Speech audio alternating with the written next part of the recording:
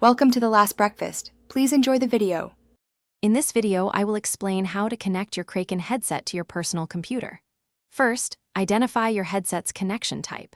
Many Kraken models use a single 3.5mm jack, while others utilize a USB connection. Locate the correct port on your computer, typically found on the front or back of the tower, or on the side of a laptop. Plug the cable firmly into the designated port, ensuring a secure fit for optimal audio and microphone performance. Once your headset is physically connected, the next step is installing Razer Synapse.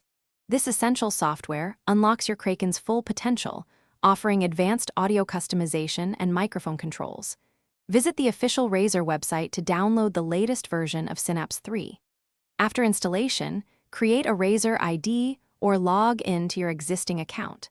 The software should then automatically detect your connected Kraken headset, preparing it for personalized settings.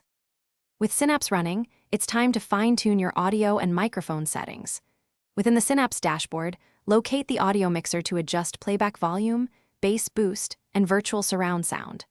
For your microphone, speak into it while observing the input levels to ensure it's picking up your voice clearly.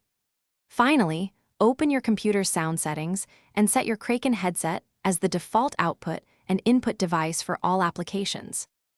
Sometimes, you might encounter minor issues, but don't worry, they're usually easy to fix. First, double-check all your cable connections. A loose plug is a common culprit for no sound or microphone issues. If problems persist, try restarting your personal computer and the Razer Synapse application. Also, ensure your audio drivers and Synapse software are fully updated. These simple steps often resolve most connectivity and performance challenges, getting you back to gaming or communicating quickly. Thanks for watching. If this was helpful, leave a like and consider subscribing. See you next time.